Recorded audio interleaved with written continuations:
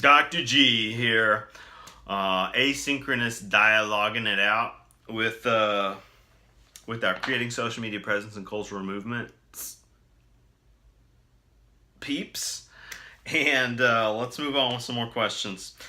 Kimberly's got a circle star question. Circle star.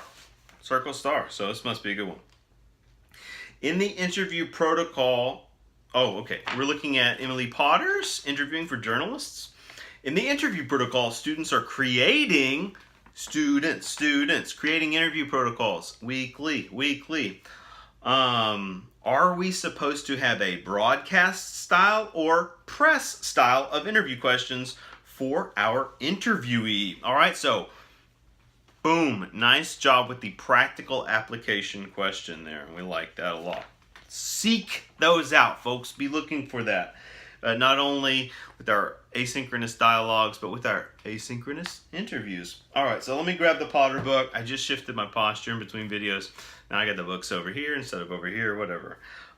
So, page 9, I did some underlining. We need to understand, always important.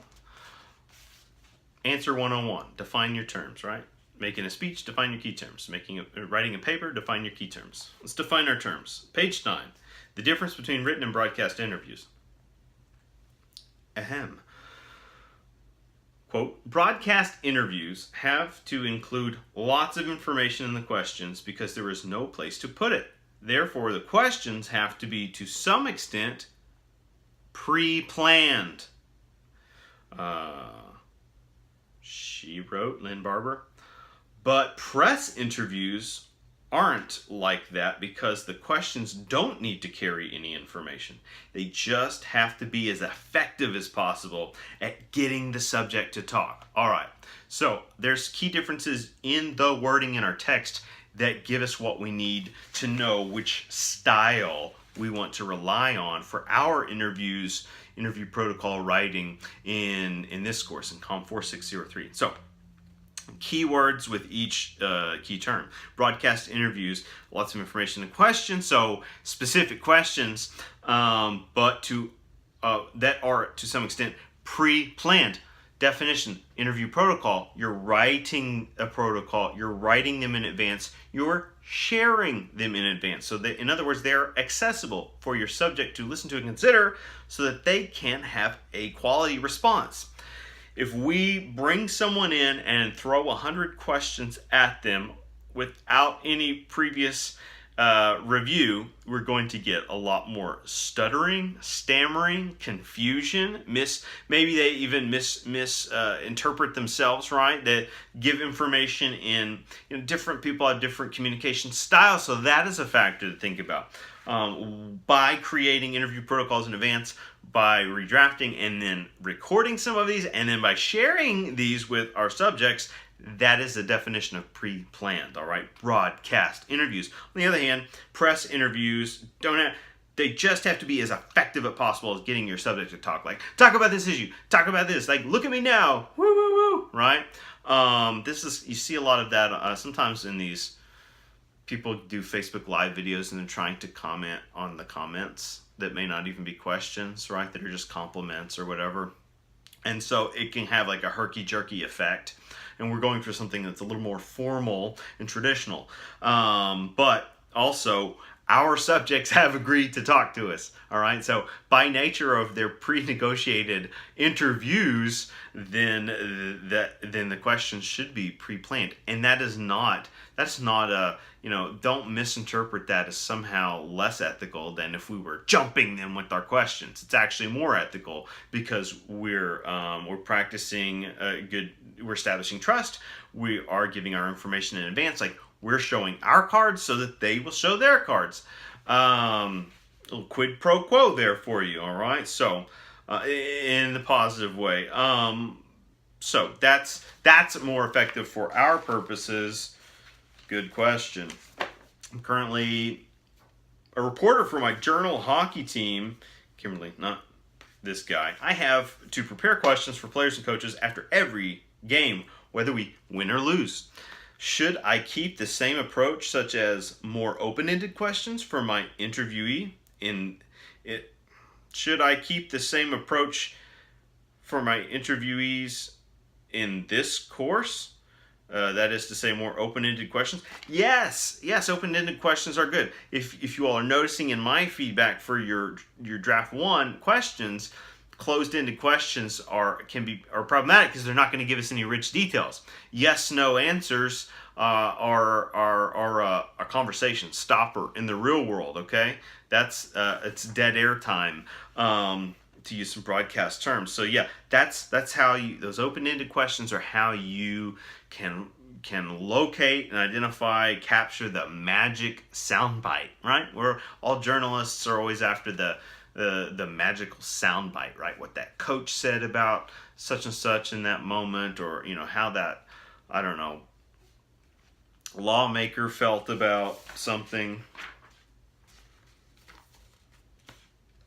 I know that sounded generic. Looking at the Goodson text, in our society today with so much access to different media platforms, how do you think one can perhaps control or at least predict the outcome of a movement? Well, in terms of control and prediction, right? This is the ultimate game, right? This is why statistical research is important. There's pros and cons to stats in general, and that's why. And there are quality statistics and junk science, right? Junk stats, and knowing the difference of those matter. And that's why we engage a lot of that. And I think in some of our research and design courses that we offer, we try to hit the ethics and the minutia of how to tackle that. But if you understand the patterns of people and media flow, right? Patterning in media, you can navigate most outcomes. And that's why those that have a lot of media persuasion, a lot of media power, a lot of outlets are really effective at getting their message out to their audience. Whereas, a single person in a single place with a single voice has limitations. Questions from Megan. Interviewing for Journalists, Chapter 1. Lee Potter's opening, where she reflects on how important the interview still is for writing material, despite Martin Amis's prediction that, quote, the star interview is dead, end quote, page 1, reminds me somehow of fake news and how much content writers are able to generate content even without actual interviews. So, for example, every time I decide to follow a clickbait article, right? We know what that is, folks, right? You won't believe what Hugh Jackman's beach body looks like. On someone with star status, it seems that the star was never interviewed. Y'all think? And we're like, this goes back to the previous question we just tackled about giving your questions out in advance or not. This whole idea, this is why TMZ is so trashy.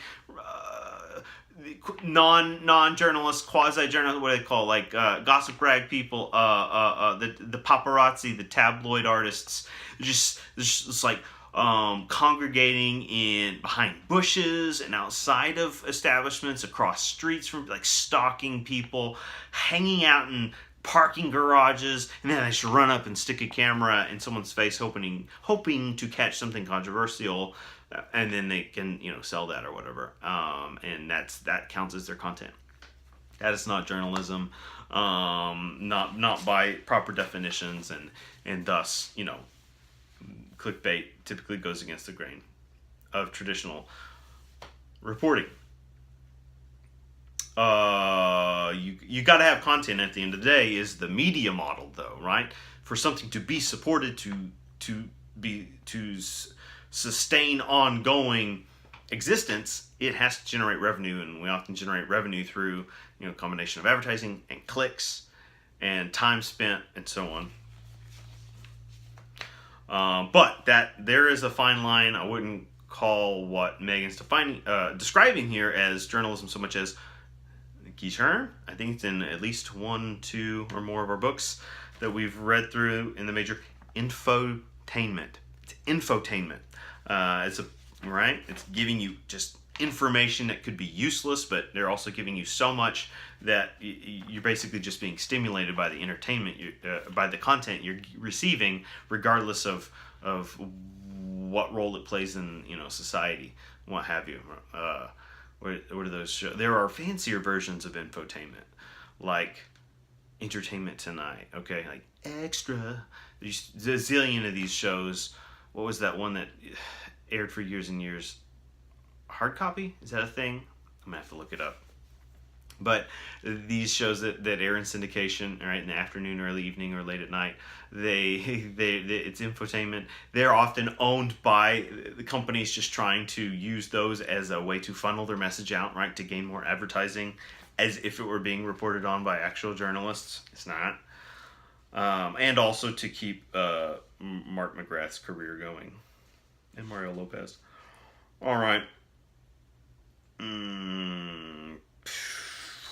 Let me jump to the next question. Gosh. Okay. For someone shy, how can one build the ability to engage people and establish trust in these interview settings, interview relationships, right? Because it's hard to fake that. We talk about, can you fake passion or not? What if you want to be a passionate interviewer? This is me paraphrasing Megan's question. You want to be a passionate interviewer, but you're not naturally full of those extrovert tendencies. Well, a certain amount of training and know-how and determination can help fill in that void, all right? But also think about this. How you approach or establish contact could matter. So interpersonal settings, setting up an appointment in advance, right? Small setting, may work best for making those connections, or even emails, courtesy emails, professional emails, contacting people occasionally. I'm not recommending this, but you can contact people through social media, even if there's a distance gap, a time gap, right? That's a way to connect now. Conferences and so on. But finding those interpersonal ways to approach someone versus feeling like you have to storm or bombard or impress them, right? In that way.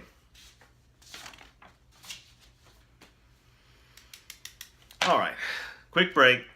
Final round. I'm feeling it. Final set of Q&A on deck. All right, right after this.